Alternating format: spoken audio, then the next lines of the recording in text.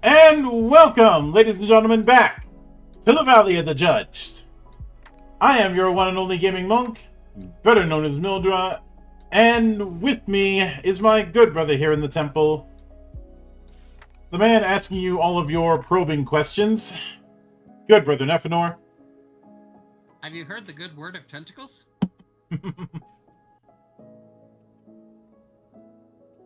Well, tentacles have heard of them. All 10 of them? Good.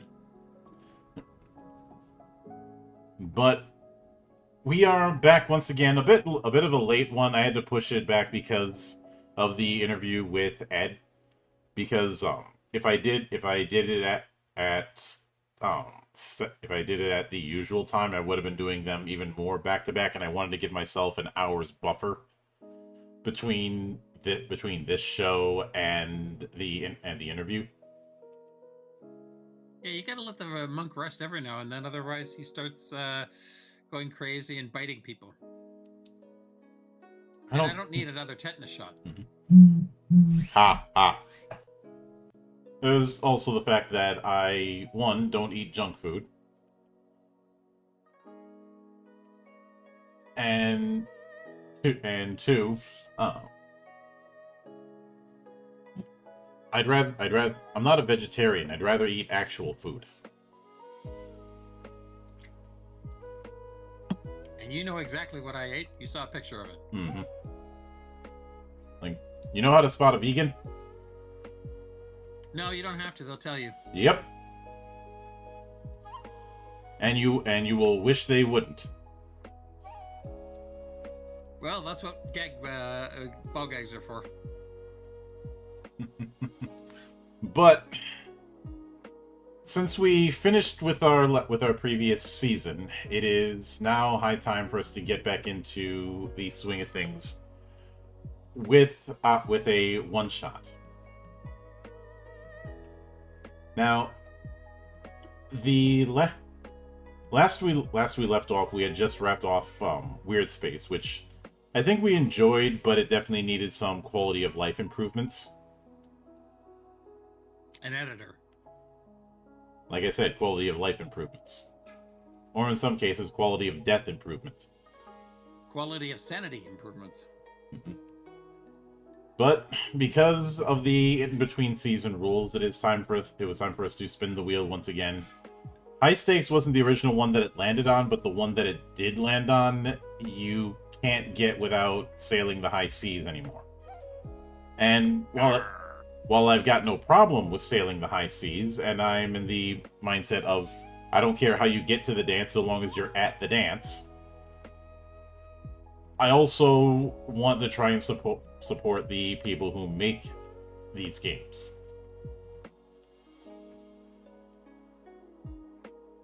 So because of that, the original one that I had planned had to get taken off the list.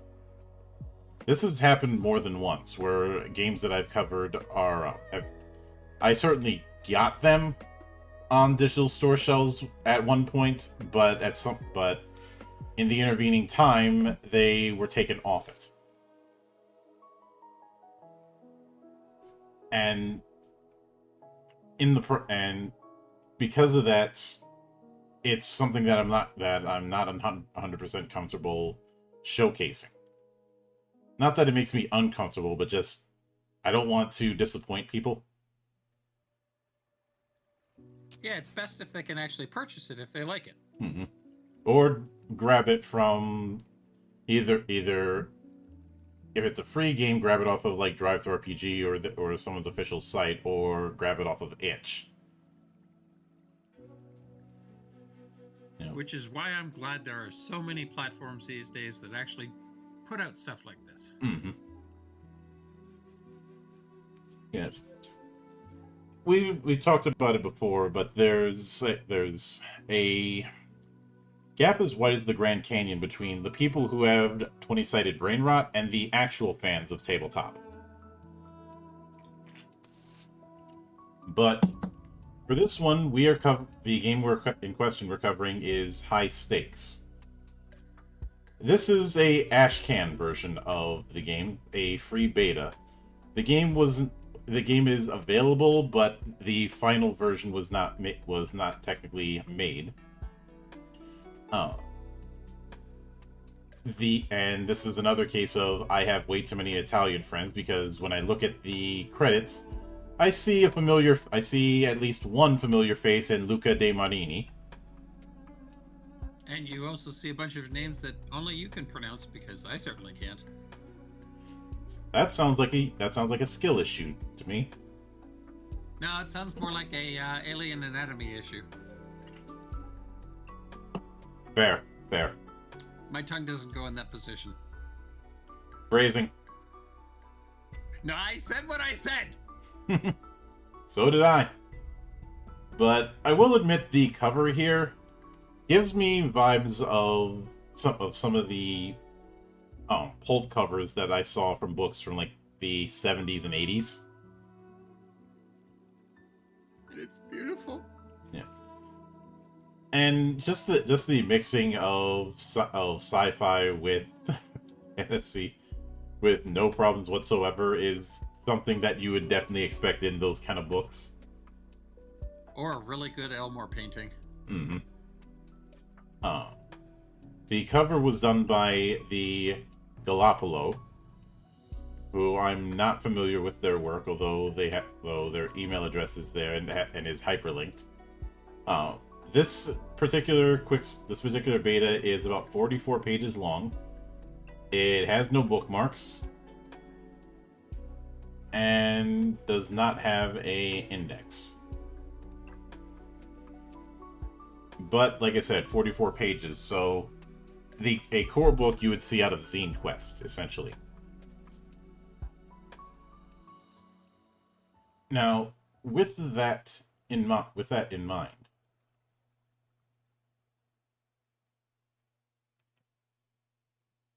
obviously this is a light version. The reason it wasn't followed up on is in part because the team behind it ended up getting a lot more success with a different game they developed called 4 Against Darkness. So that ended up getting the lion's share of things.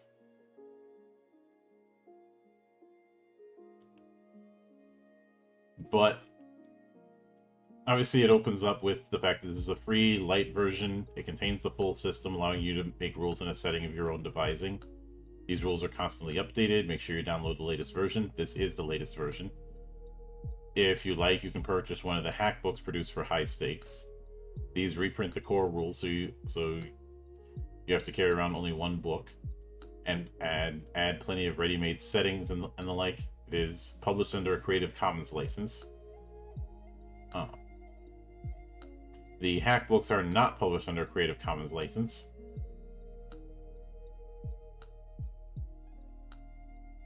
But then we get to a table of contents, which something about the way the table of contents is laid out bugs me. I think it's the. Go ahead. I was going to say, I think it's the fact that when they do, most people do table of contents, they tend to have it so that it is justified right on the text.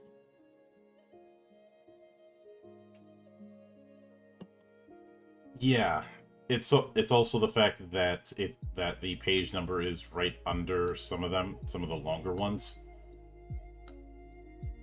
So it's not just a straight column. Yeah, it doesn't quite feel right. Mm-hmm.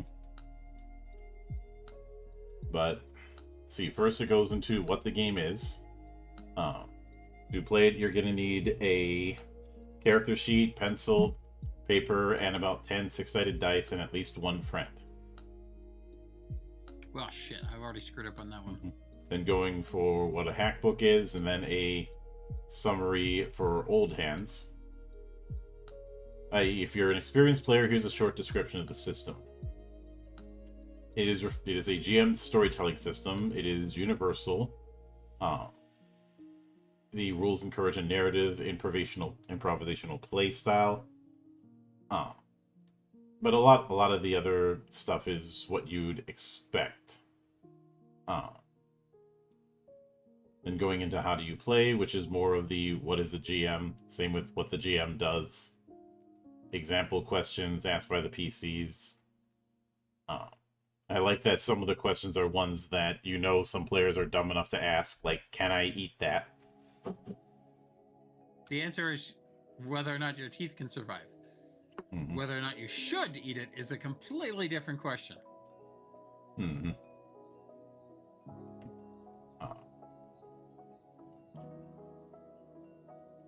And then going into questions asked by the GM. I'm surprised they didn't repeat, can I eat that? Mm-hmm. Although I don't see, are you sure? No, that's because you should never ask that as a GM. You should let the players choose and, baffo. I have sometimes asked the question just to make a fake out. Okay, in that situation, that works. Make them second guess themselves, but then do what I was going to do anyways. But, see, then we get into starting a game, starting a game, triggered scenes, and escalating are pretty self-explanatory. But then when we finally get to difficulty and consequences, then we start to get into the real crunch.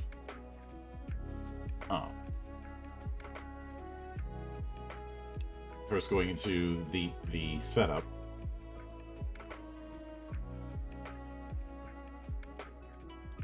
So it first goes, the GM decides what's at stake and how difficult it is for the PCs to overcome the obstacle. Then the GM sets the difficulty and announces the consequences of failure. Difficulty is the minimum number of successes needed for the action to be successful. The success is a die that rolls a 3 or better. The PC will roll dice for the appropriate attribute, either body, mind, or aura. The player can raise the stakes, accepting worse consequences for failure in exchange of bonus dice. The more risk you take, the more extra dice you get during this scene only. You can also add +1 die by activating one of the traits and/or relationships on your profile, i.e., character sheet. Each trait may be burned only once per session.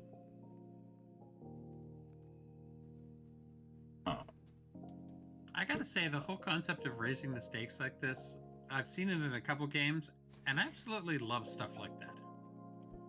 Yeah, you know I love risk-reward systems in my games. Yeah, exactly. It's something that actually gives the players an option to, hey, you know what? I'm having a hard time with this. It doesn't look like I can do it. So we can do it, but for a price. Yeah. Given the whole name High Stakes, I would have called it Anti, but unfortunately, Savage Worlds has that covered.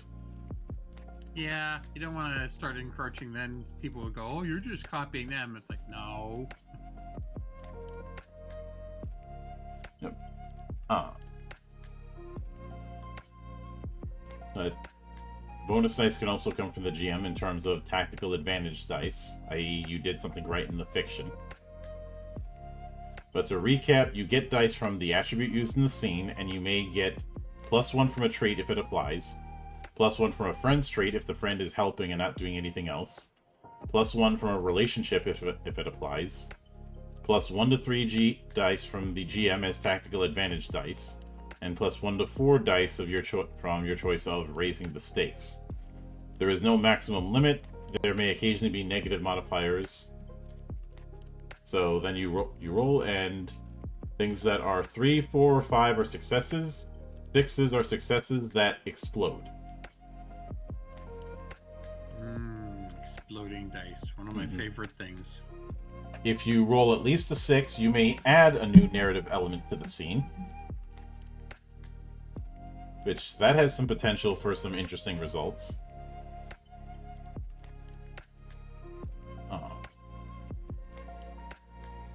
Now, if you roll a 1, that's a failure and brings complications. If you roll a 2, that's just a failure. So this does somewhat favor success, because a lot of times when games use the D6 with a success-based setup, the minimum roll is usually 4. Here it's 3. So that ends up meaning that there's a bit of a higher chance to get to have a die be a success. And just to be a math nerd, let me do a little bit of calculation.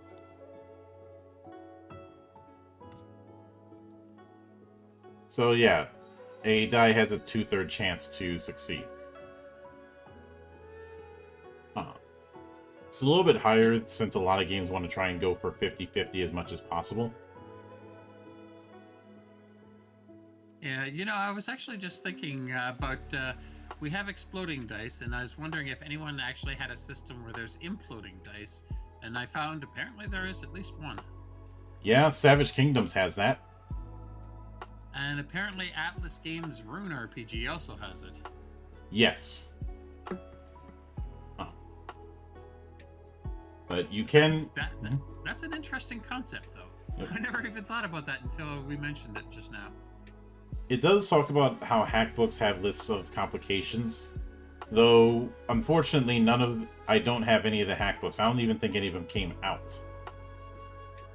But you can also burn a 6 to negate a complication, i.e. use a 6 to cancel a 1. Yeah, see, that kind of stuff I like, because then it actually allows you to stop things from blowing up terribly. Mm-hmm. I'm looking at you, Sword World.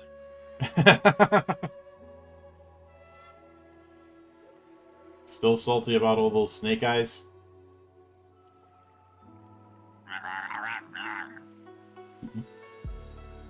But obviously a complication makes the PC's life harder, but will not be deadly. They should be events of bad luck. Think Murphy's Law in action.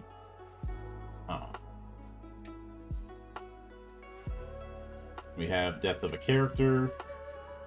And a lot of this is far more on the vein of generic advice more than crunch. But I'm not saying it's bad, but it's not. But it's something that we're a little too familiar with. Yeah. And actually, come to think of it, I just realized there was one other game we went over that actually had the whole complication system in its role mechanic, and that was the Cosmere one. Yeah. Which I cannot wait to receive. Mm-hmm. But then we... And I know I'm skimming a lot of this, but a lot of this is on the fluff end of things and in the player and GM advice, which there isn't a whole lot for me to say about that. But yeah, it's always appreciated, but it's not necessary to go over it. Mm-hmm. But then we get into creating the characters. A character is made up of 3 numeric attributes. The name of the attributes may be different in hack books, using words appropriate to the setting, and it is body, mind, aura. And of course, if you have any of them reduced to 0, it is a bad time for you. To create a character, distribute 8 dice among the 3 attributes, at least 1 die per attribute, no more than 4 die in the same attribute.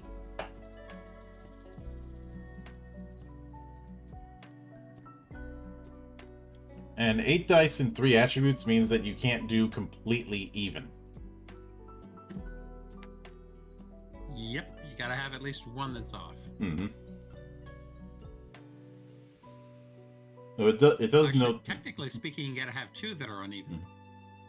Yep. Though it does give the option, if you want to do more larger-than-life heroes, they could have 10 dice and raise the cap to 5 per attribute.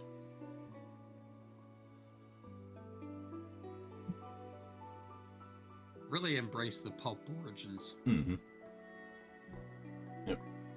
Then we have traits. You can activate a trait when narrating a scene, adding +1 die to your roll. You can use each trait only once per session, but your story can have a rest scene where used traits refresh and become usable again. You have 5 traits. A trait should not be so vague and generic that it applies all the time. You can't just be versatile or good at everything, or even good at combat, or a scientific genius. But you can be good with a sword, or a crack shot with a bow, or one of the finest minds in modern mathematics.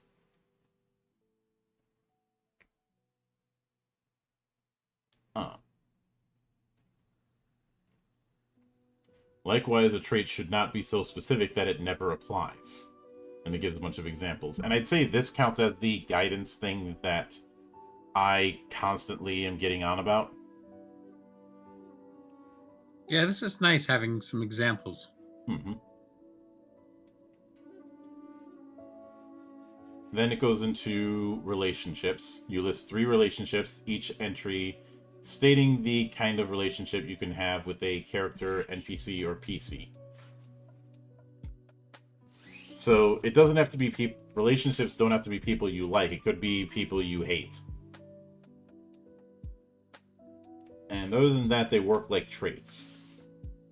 Unfortunately, hates the government does not qualify as a relationship. Mm-hmm. I wish it did, though.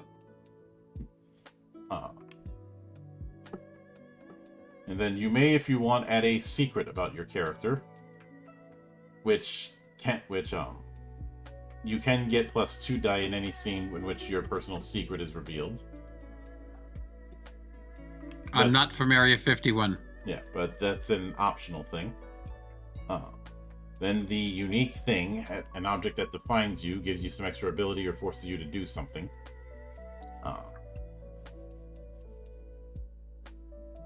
Which is nice, but I feel like the unique thing should have had examples as well.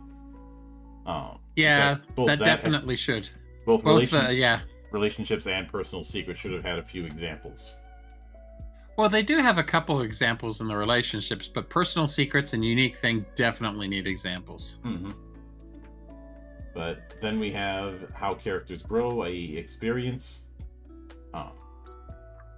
At the end of a story, you can add one trait or one relationship based on the adventure played. You can also boost one of your existing traits. Which when you use a boosted trait, you gain +2 die instead of 1.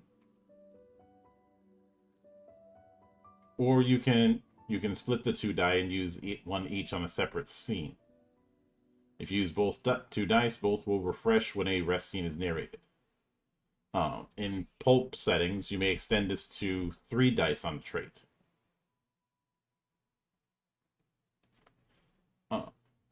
But then it goes into things like team efforts and overkill, saying as a rule of thumb, overkill situations where the PC are more powerful than the problem. If you end up with 6 more dice than the difficulty rating, then it's considered overkill.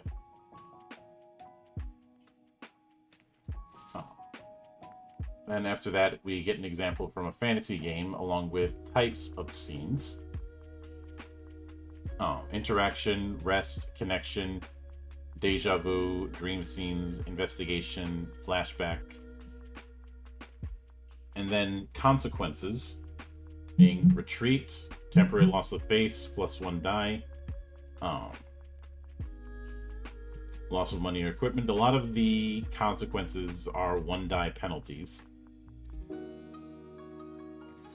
Ooh, there's one there. But some of them are pretty nasty too. The higher end ones. Yeah. Like social death. My God, what does that mean? Your entire social media is deleted. For some people, that is a social death. Mm-hmm. Luckily, not for us. Oh yeah. But then there is also the option to burn a trait, which means you get +1 dice in a scene, but that trait won't be usable again until the character uses experience to get that trait again. I.e., you can burn a trait to just completely lose it and but you do get a bigger die bonus. I do think if you're playing a pulp game, the die bonus should be +4 instead of +2. You know, I can also see that as a burning not just burning traits, but I can see that expanded to burning a relationship. Like, hey, you're calling in a favor with somebody, and they're not going to talk to you again after that, but you at least got the effect. That sounds like some of the shit that Sherlock Holmes would pull on a weekly basis. True. But then it goes into difficulty. 0 is automatic. 1 is easy. 2 is moderate. 3 is tricky stuff. 4 is heroic stuff. And 5 to 15 is things like defeating an indestructible monster, entering a place where no one has ever gotten out alive. That kind of thing. So, impossible.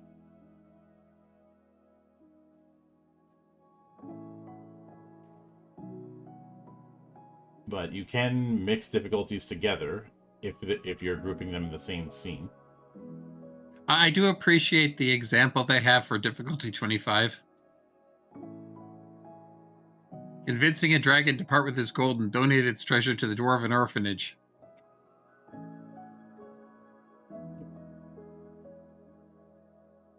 But then it does go into how it's saying that equipment can be boring to keep track of, so we do not focus on unless the genre being played is somehow dependent on that.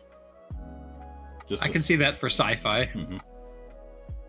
Which I think there's a middle ground that can be had, and I think we kind of have that with how we handled things with Legend Edition, of just assume that you have what you need for the situation. Because tracking things like your 10-foot pole, like your 10 or 15-foot pole, or your 30 feet of rope gets really boring. Yeah, stuff like that I can understand not paying attention to, but whether you have the suit of enhanced power armor, yeah, that should be something you should note. Mm-hmm. Yeah, and there's a similar thing when it comes to treasure. It says, do not waste time counting every silver piece or dollar bill in their possession.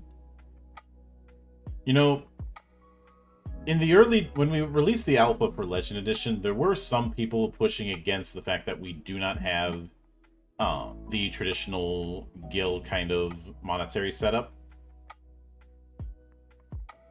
but instead have this. We essentially brought over the wealth check concept that was in D20 Modern and did a different spin on it.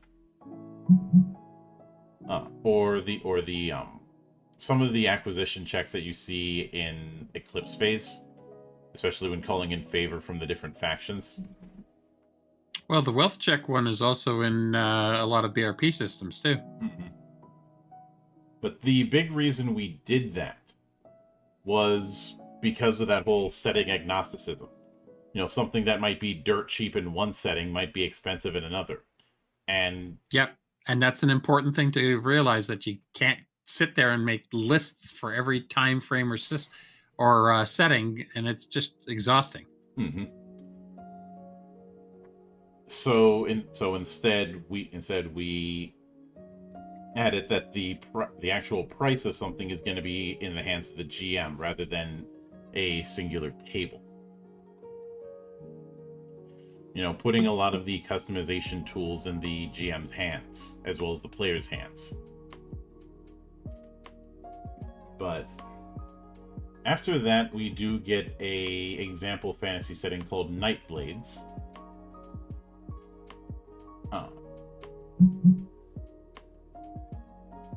Which deals with kids in an assassin's guild who are immune to magic until they hit puberty. Now, that's an amusing concept. Mm-hmm. But it does go into things like complications and consequences, as well as some of the potential encounters and twists. And then after that, we have the character sheet proper, and it says list of available hack books, but there aren't any at the moment. But that pretty much covers high stakes. I know this was a very light one, but this is a very light game. Most of the actual crunch is just a few pages. A lot of the rest is just the fluff. I'd say as is, high stakes I could mainly see being used as a beer and pretzels game. Palate cleanser after or between campaigns. Mm-hmm.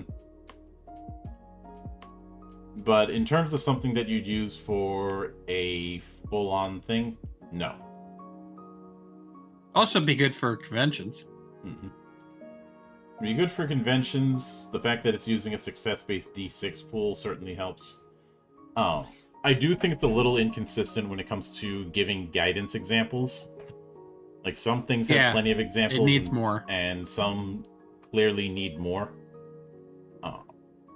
I know one might say, well, what, do you need more examples with relationships? Well, when a lot of people think relationships as people who like you, and this has the full spectrum, yes. Or actually, what it could do is it could take the examples that it does have and actually put them into bullet points like it did with the other examples. Mm-hmm. At least then you can see it. And the one unique thing definitely needs examples. You can't call it the one unique thing and not expect me to bring up 13th Age's one unique thing, which has a 2-page spread of examples at different degrees of acceptability. Yeah, I mean, something like that, you gotta have examples. You gotta have things that people can see. Mm-hmm. But not all players are what's the word I'm thinking of? As imagination free as some of us. Mm-hmm. And the big problem when it comes to doing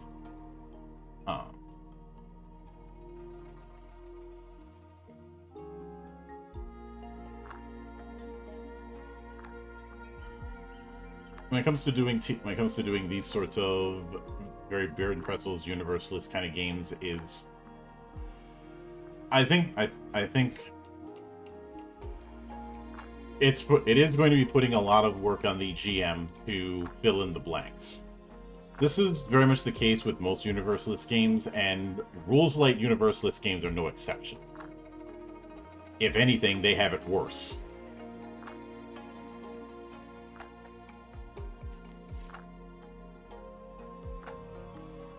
I mean, if you're doing beer and pretzels, it's not going to be as much of a problem, but that's more of a bandage than anything else. Yeah, for quick one-shots, yeah, I mean, it's fine for the GM to just throw it together as is, but you don't want to have that for a full-on setting, or for a full-on game. Mm-hmm.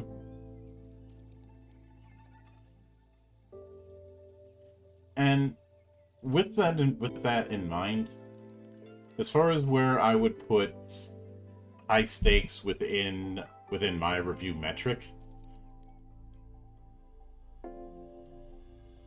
I feel like I would have to go with caution. I was very tempted to go with playable, but the fact that the GM is going to have to do a significant amount of work in setting something up does put a asterisk on this kind of game. And remember, my grading system is not necessarily about how good or bad a game is, but how easily I can recommend it to other people. And if there are certain caveats to that recommendation, then it's going to be getting knocked down the pegs.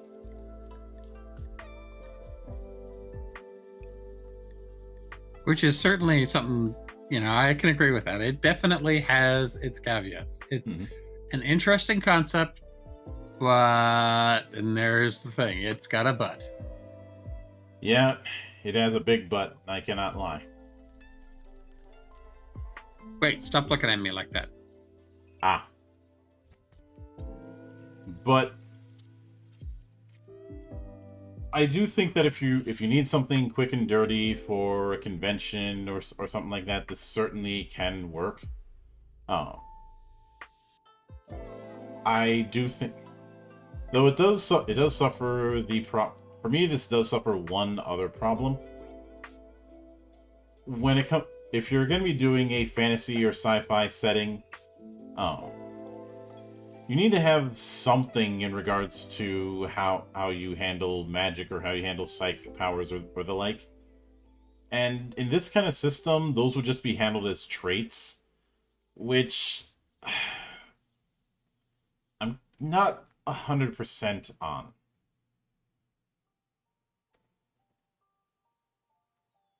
I feel like just having the ability to do magic as just another trait isn't punchy enough. I can't really explain why. It just doesn't feel right, because, I mean, even if you're doing a superhero one, it's just like, you're going to have to describe your powers as traits, which then reduces everything else, and then your character just becomes a lot more bland because of it. Mm-hmm. Am I saying that we need to have a spell list like in D&D? No. But at the very least, some kind of suggested list of effect if you wanted to do that. And truth be told, when you introduce magic as a power in a lot of universalist systems, it can create problems, especially some sort of magic user advantage in superhero games. And as much as I like Hero System or Mutants and Masterminds, they both have that problem.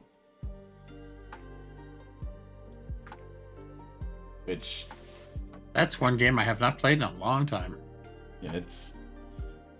in a lot of cases, the use of magic is treated as, oh, you can use magic to replicate other powers in the power list, with a bunch of caveats that end up making magic less appealing for a lot of players, which is kind of disappointing if say suppose you're a big fan of say Raven from Teen Titans or Doctor Strange from Marvel Comics, and want to do that kind of master magician type of character archetype.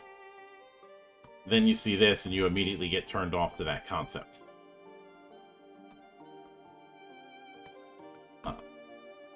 Am I saying that that kind of thing needs a spell list proper? No. But I do think, oh, you can use this thing as a Joker card is swinging the pendulum too far the other way.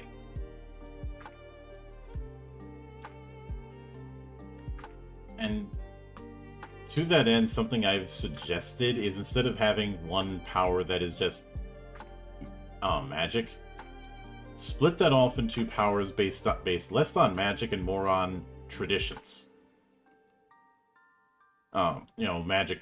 Different types of magic traditions or styles. Each time you take the power, you get a different one. That's one thing. As much as people want to dunk on World of Darkness, I did like Mage's traditions. They had a really interesting flavor for each of them. Yeah, and I'm using that as a example. Each of them having certain caveats and the like. So suppose one of them you are able to utilize energies, but it has the caveat of you need open hands and you need to talk. Or another one where you have to have some kind of artifact to use as either as a focus or as the source, and if you don't have that artifact, no magic for you. And admittedly, there is one D20 adjacent game that provides a perfect thing to draw upon when it comes to this concept, and that is Spheres of Power. With that game, which it's not necessarily a game, it's a alternative spellcasting system for Pathfinder and 5e. But one of the first things you have to do is create a casting tradition. This is essentially how you determine the rules of spellcasting for a sphere caster. So things like spellcasting tires you out, or it requires a blood sacrifice, or it requires particular attributes. Those are all handled under the traditions part.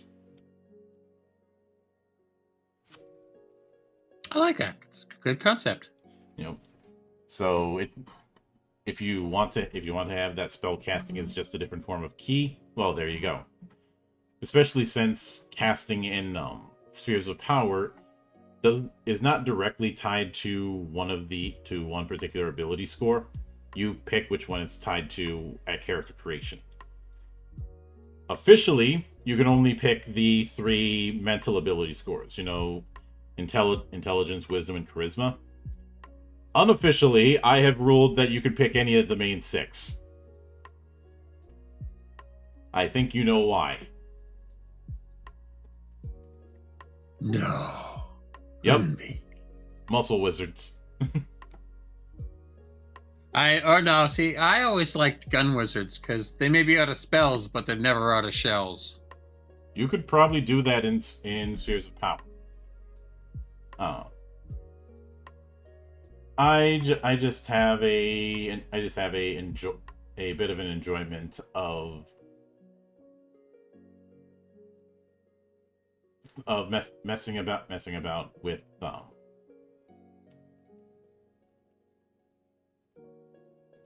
but with the idea of somebody casting spells by doing bodybuilder flexing. You mean Colonel Armstrong? Is that you? Let me raise you one. Hans and Franz. They're here to pump you up. Which may sound ridiculous, but apparently somebody who was writing for a Hulk and Venom crossover didn't get the memo because they used that exact gag in it.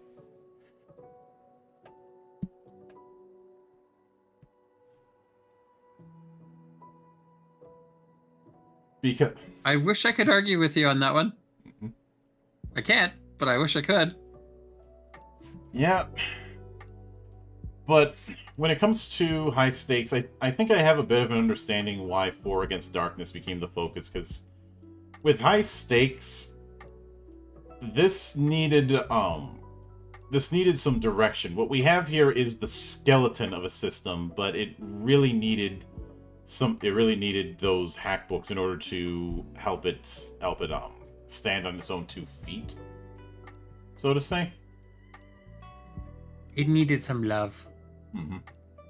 And as far as whether or not I would try and do a script doctor of it, not really, because it's honestly too simple for that.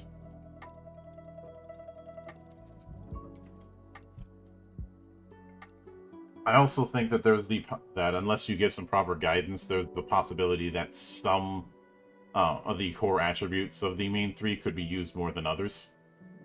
Especially since, aside from die amounts, there's not really a whole lot of consequences for picking certain die over others. Now, I want to contrast that with the Tri-Stat system, since both of them are using 3 core attributes. But the thing about the Tri-Stat system in its various editions, especially post-Besem 2nd edition, is that body, mind, and soul all tie into derived attributes. Yeah, that's one thing that a little more cohesive about it. Mm-hmm. So if you do choose one of the 3 as a dump stat, you are giving yourself a weakness. And I'll use I'll use Besem 4th edition for my argument when it comes to this. You know, body and soul determines your health. Mind and soul determines your energy. Mind and soul can also determine sanity if you're using that, as well as society points if you're using that. All 3 of them determine your base combat value. So there isn't really a combat stat in that regard. And your society points can determine your social combat value. You know, with the 3 setups, there's advantages and disadvantages. Oh yeah, body and mind can also determine damage multiplier. I forgot about that.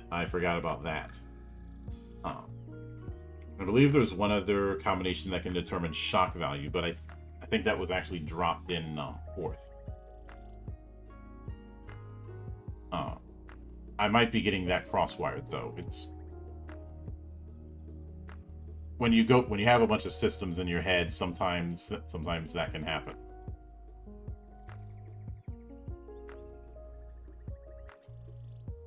Yeah, I mean, with as many as we have, it's not going to be easy to remember everything. Mm-hmm.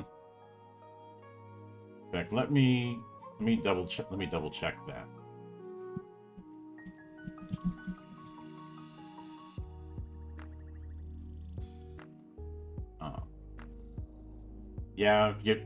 Yeah, shock value isn't in 4th edition. It was in 2nd and 3rd, but not 4th.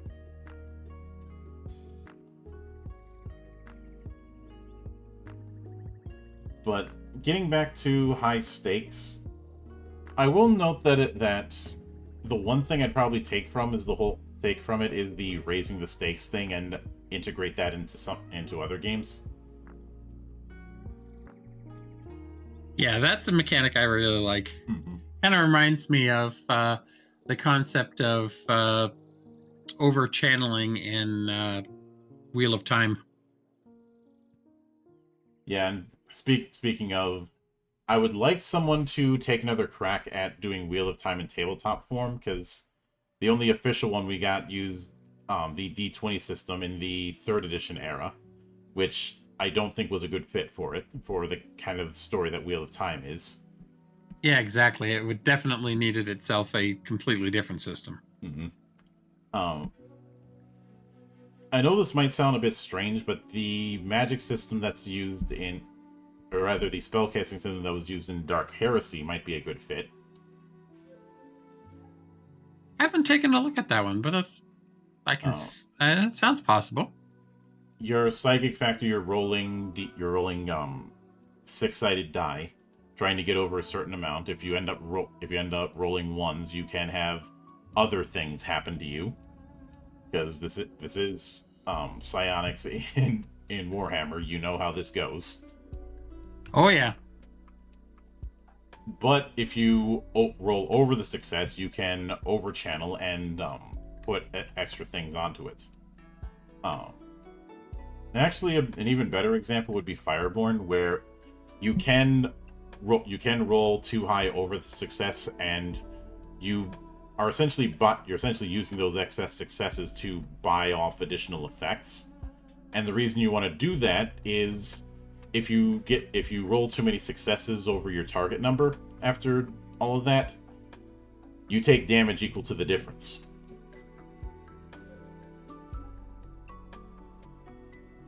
See, that's an interesting way of dealing with it. Yeah. A lot of games will have the additional effects as extra spending. In this case, you're doing that extra spending to buy it off, so you minimize that additional damage. And hello, people. Welcome to the monastery. Hope your evening is going well. We are just wrapping up our talk when it comes to high stakes. But not to be confused with cows on marijuana. Aha. I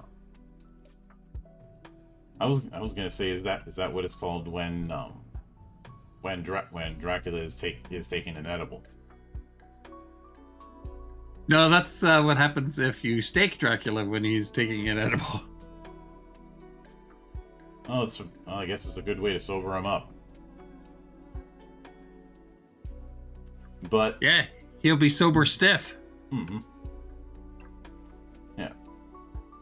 But with that said, that is going to wrap it up for our brief look at high stakes. I know we did a lot of digressions, but there's not a whole lot of meat on the bones with this.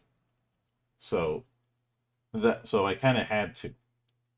But next week, I will be joined by brother Sigmund. Why am I saying it's Sigmund? He's also known as Orlando Zoom on Twitter. Sigmund or Orlando. So I did have it right. I don't know why I was second guessing myself. But him and I are going to be looking at the translation of Tokyo Nova, which allows us to 1. revisit Japanese tabletop, 2. talk about Japanese cyberpunk, and 3. deal with an RPG using cards instead of dice, which I haven't done since we talked about the Faith RPG. Because I will maintain that card-based systems are underrated.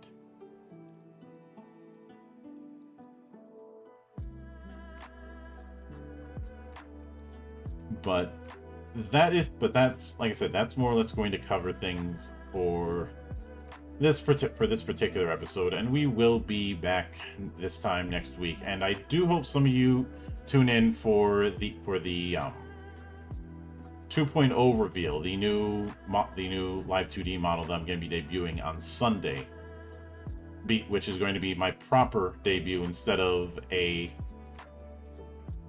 shit show of a call with way too many people in it. That was my debut back in August. But until then, on behalf of the good brothers present and not present, my name is Mildra. I am your gaming monk. Stay fucking frosty, everybody.